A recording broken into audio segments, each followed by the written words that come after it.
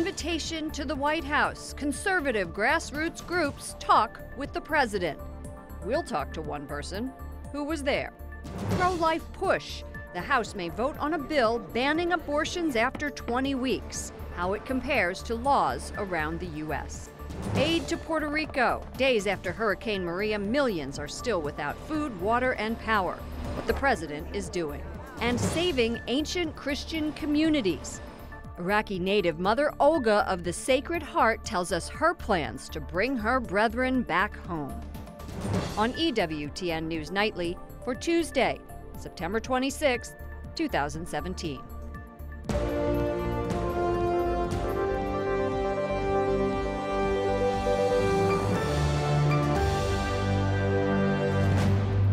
Good evening from Washington, D.C., and thank you to those of you joining us from around the world for news from a Catholic perspective.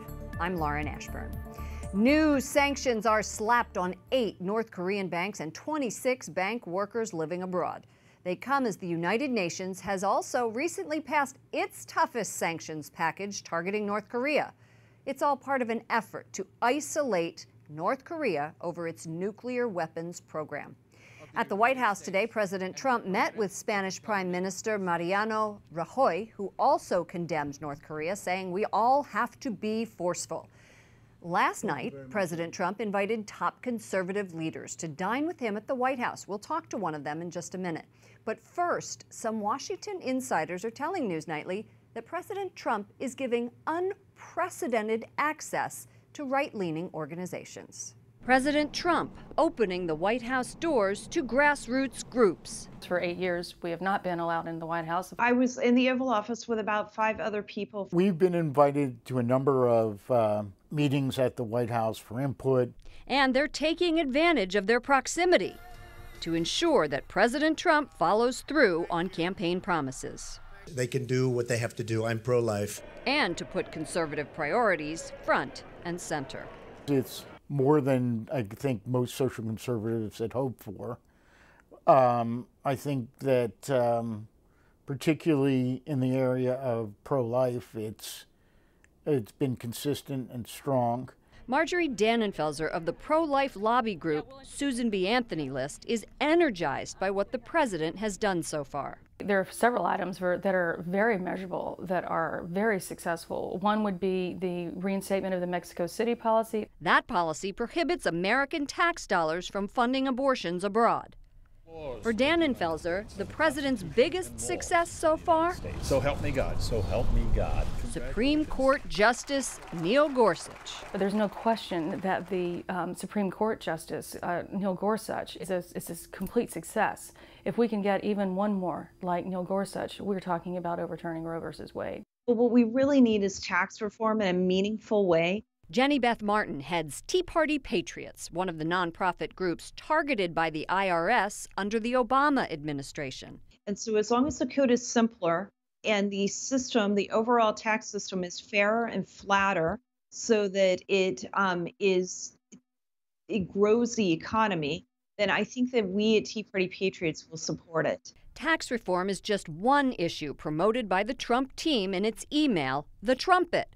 It's described as a weekly email of highlights for and requests for action from the conservative world.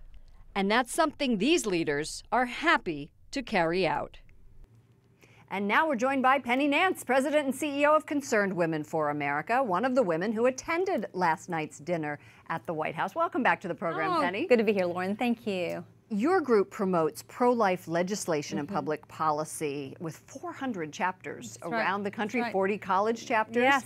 You were seated right next to the president last night at dinner, along with others that are familiar to our viewers, including Matt Schlapp from the American Conservative Union, Marjorie Dannenfelser of the Susan B. Anthony Pro-Life Group, who we just heard from, Ralph Reed, chairman of the Faith and Freedom Coalition. What were you able to say to the president seated at his right hand there? Well, and what a surprise to get to walk in and see where I'm seated. I got to ask the blessing for our food, which was so special to me as a woman of faith, as a Christian woman. You know, I was able to talk to him about the issues that are most on the heart of Concerned Women for America members, including the life issue, including judges, which is so essential to the legacy of this country. And what did he say? He takes it very seriously. He's very happy with Neil Gorsuch, who we worked together with him to get confirmed. He's very pleased with that, and he plans to nominate more judges in that ilk. And of course, that's good news for all of us. And we've seen that it's just a slow process that has to go through both the House and the Senate, and there are a lot of hurdles doing that. Can you give us sort of a general recap of the other topics that were talked about at the dinner? Well, of course, we were talking about the issue of health care. We were talking about, he's very excited about going forward with tax cuts, and he really, it was interesting, we talked about the child tax credit. You know, the child tax credit's only $1,000 per child now, and Concerned Women for America is interested in having it raised to $2,500 per child, and that is really helpful to families with a lot of children or just a couple of children that are middle class, and it pays for education, it pays for food, it pays for whatever. And so he's very excited about the issue of moving forward with tax cuts and really kind of revving up the economy. You've been in Washington for a while. Yes. Do you think that it is unprecedented how President Trump has reached out to groups like yours? For me, certainly. And, you know, of course, Concerned Women for America has been around 38 years. And so I haven't been here the whole time. I've been at CWA as the president for the last 8 years. But I'm told from people before me that even under George W. Bush, we didn't have this kind of access. It certainly is unprecedented, and we're very grateful. This is a president who wants to live up to his promises, and we're helping him do that. Thank you so much, Penny Nance, Thank you. President and CEO of Concerned Women for America. Come back. I will. Okay, thank you. Senate Republicans say they won't give up on replacing and repealing the Obama health care law, even as they abandon plans for a vote this week. But as the GOP health care plan teeters on the brink, a major pro-life measure is gaining momentum in the House. Capitol Hill correspondent Jason Calvi joins us with more. Good evening, Jason. Lauren, the House plans to vote next week on the 20-week abortion ban. The bill references scientists who say 20 weeks is when unborn babies feel pain. It's likely to pass the House, but very unlikely to survive in the Senate. But a kindergartner from Iowa supports it, and today he's schooling lawmakers on the value of life. What's that? That's life. A life you probably wouldn't expect to survive. We are so glad God brought you up. 5-year-old Micah Pickering born prematurely at just 22 weeks. Can you give him 5? That should be good, I think. Micah's parents urge Congress to learn from his story. We just want people to realize that there's a face behind that person that's in that womb, and we want that face to be able to grow up and to go to kindergarten and to skin their knee and to give big hugs and to cuddle with you and just realize that that is a person and that is a baby. This isn't Micah's first visit to the Capitol. The little lobbyist shared his life story the last time Congress voted on the bill. The House passed it in 2015, but in the Senate, it died. Every Senate in this body knows this bill is going nowhere. This attack is a waste of time. But House Majority Leader Kevin McCarthy tells me it's critical to schedule a vote again this year. Did you look at Micah's face? Did you understand how many children can have life? Do you understand the pain that children feel at 20 weeks? To me, there's no doubt. You don't have to have a question of why bring it up. We build momentum for it, and we're making even a stronger vote. While the 20-week ban seems destined not to get the 60 votes needed in the Senate, pro-lifers can still celebrate victories. Abortion researchers at the Guttmacher Institute say 19 states already have 20-week abortion bans. What a pleasure to meet you, sir. I'm excited that you're here. For Micah's mom, Danielle, today's bill has infinite worth: to save babies at the same age of her son when he was born. There's no waste of time when it comes to life. Micah's mom certainly knows that. He hasn't been in the hospital in more than 2 years. As for this bill, now House Majority Leader Kevin McCarthy says he hopes the Senate does its work to pass it. Lauren? Has President Trump weighed in on this bill? In a letter last year, candidate Trump wrote to pro-life leaders outlining his commitment to upholding the sanctity of life. And included in that letter, he said he promised to sign this bill if it came to his desk. Correspondent Jason Calvi at the Capitol. Thank you so much, Jason. Senator John McCain says his brain cancer is very, very serious. The Arizona Republican said doctors told him it's a very poor prognosis. The 80-year-old senator was diagnosed with brain cancer in July. President Trump takes to Twitter again to criticize the NFL over national anthem protests in football stadiums before games. He accuses pro athletes of disrespecting the American flag, but his comments continue to spark pushback among players. Correspondent Wyatt Goolsby reports from the White House. Good evening, Wyatt. Good evening, Lauren. Despite facing widespread criticism in the National Football League, President Trump isn't backing down. The president says the NFL should create a rule mandating players stand for the national anthem before games. Mr. Trump also commented on the level of booing being the loudest he's ever heard during Monday Night Football. The booing was directed at the Dallas Cowboys when they started to kneel before the national anthem, but unlike other teams, the Cowboys stood up for the Star-Spangled Banner. The president seemed to appreciate the gesture, saying while Dallas dropped to its knees as a team, they all stood up for our national anthem. Big progress being made. We all love our country. The team's owner says that's his goal. I think if this says anything, it says that you're supposed to respect the flag. We got a way to show a nation and to watch how we felt about unity and a proponent of equality, and I keep saying it, and at the same time respect the flag. This comes following a weekend full of players condemning the president. During a rally Friday, the president encouraged owners to fire players who kneeled in protest. In today's joint press conference with the Spanish president, President Trump called it, quote, disgraceful for people to disrespect the country by kneeling during the playing of the national anthem. He spoke of visiting veterans at Walter Reed Army Hospital wounded while fighting for that anthem. Lauren. Wyatt, remind our viewers what started this trend of players kneeling during the national anthem. Well, Lauren, it started last year when quarterback Colin Kaepernick began kneeling before the national anthem before the start of his games. He said his actions were motivated by racial oppression and police violence. In the past year, it's prompted a variety of responses from pro athletes who protest the anthem in a variety of ways. Lauren. Correspondent Wyatt Goolsby reporting from the White House.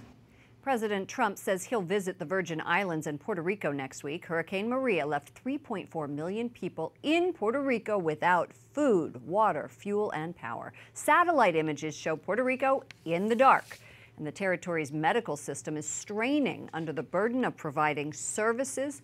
Top Republicans in Congress are promising help. And on Twitter, the president wrote this morning, "Thank you to Carmen Yulin Cruz, the mayor of San Juan, for your kind words on FEMA, etc. We are working hard. Much food and water there on way." Pope Francis welcomes a high-ranking official in the Russian Orthodox Church to the Vatican. Metropolitan Hilarion is a bishop based near Moscow. He met with the Holy Father to discuss the ongoing tensions in Ukraine, as well as joint efforts to support Christians in Syria. The Orthodox Church split from Rome in the 11th century. A few attempts at reunion over the centuries have failed. Juliet Lindley is EWTN News Nightly's Vatican correspondent. She joins us from Rome. Juliet, who is Metropolitan Hilarion, and why is today's meeting so important? He is the #1 diplomat for the Russian Orthodox Church. He's in charge of external church relations, and he would be the equivalent of the Holy See's Secretary of State, Pietro Parolin. Now, Parolin visited Moscow in August, and this visit today is being seen as a response to that visit. That visit to Moscow in August of this year was a first historic trip by a Vatican Secretary of State since the fall of the Berlin Wall.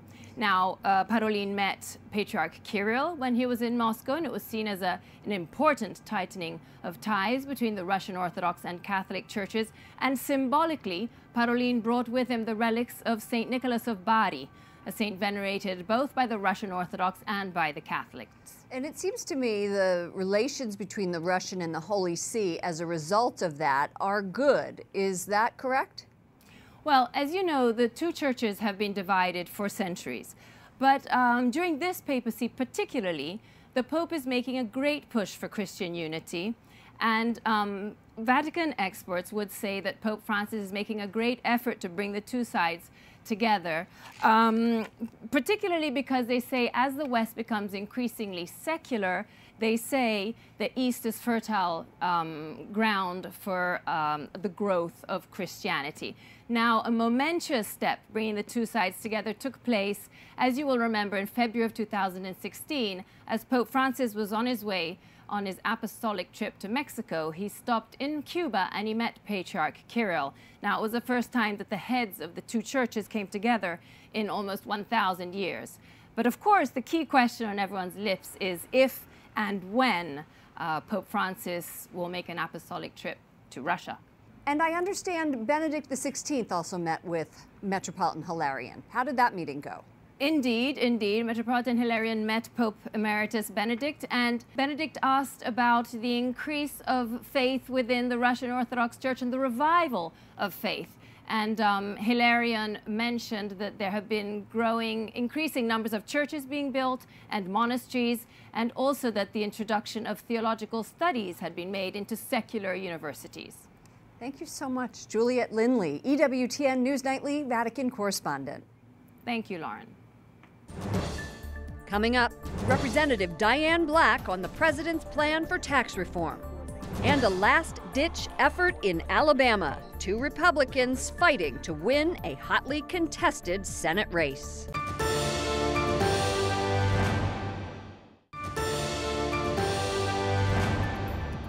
Indiana plans to appeal a federal judge's order blocking the state from enforcing its pro-life law that bans abortions due to genetic abnormalities. Indiana's Attorney General says he's disappointed in the judge's order. Then Governor Mike Pence signed the bill into law in March of last year. Voters head to the polls in Alabama today for a Republican Senate primary. Incumbent Luther Strange faces off with former State Chief Justice Roy Moore. The winner fills the Senate seat left vacant by Attorney General Jeff Sessions. President Donald Trump says Strange is the best man for the job. Republicans and Democrats met with President Trump today at the White House to discuss tax reform. The president said a comprehensive and detailed report will be released tomorrow. It plans to cut taxes for the middle class and lower tax rates for businesses. Joining us now is Representative Diane Black, a Republican from Tennessee. Thank you for joining us. Good to be with you. You serve on the Ways and Means Committee, and some of that members of that committee came to the White House today to discuss tax reform. Can you give us an update? Why did they go? I'm not really sure because I wasn't invited, but I imagine it is just to continue to have dialogue with the White House to be sure that we're going in the same direction. And that's very important because we want to make sure we're unified with where we're going. We don't want to get too far down the road and then find out that we're going in opposite directions. So there's been a lot of dialogue between the White House and our Ways and Means Committee. Tomorrow, President Trump is headed to Indiana to sell this tax reform plan right to the American people. What do you say to critics who say that the tax cuts proposed benefit the rich? I think they're going to see a different plan than what they're anticipating, and we really have made sure that within our Ways and Means Committee that we are addressing the middle class because we feel like those are the ones that are generally hit the hardest, and we want to be sure that we allow the middle class, first of all, to have a simpler tax code that will make it much easier where they don't have to pay money to have their tax reforms done, but we'll put more money back in their pockets. Times are tough, and we want them to have more money for things that they need within their home, the essentials, and then maybe even some fun things as well. I know that we're going, that the plan, at least plan that we have seen, goes from 7 tax brackets to just 3. Is that what you're talking about in terms of simplification? We are. We're talking about it being simplified, however, far enough that when we double the standard deduction, that many of those families that are currently collecting all those receipts and keeping all their records will not have to do that because the doubling of the standard deductions will allow them to be able to fill out their tax reform on a single front and back of a postcard. Well, I am one who would welcome that. You know, the health care bill is on the brink of dying. Would you consider tacking it on to a tax reform bill? Well, it's been really just very difficult to get the Senate to get to any place. I don't know whether there would be an opportunity to be able to do that. But you know what? There's always a possibility. I will say that even if the Senate doesn't get to where they need to be in order to be able to give us something back so we can conference on this, there has been a new effort within our own house of being able to break the bill down into several different pieces, and rather than maybe just one big bill, to be able to move some things along to give some relief to the American people on the health care issue, doing it segment by segment rather than in one big bill. Thank you so much for joining us, Representative Diane Black from Tennessee. Thank you for having me. Up next, helping Christians in the Middle East. Mother Olga's personal experience growing up in Iraq and her mission to bring love.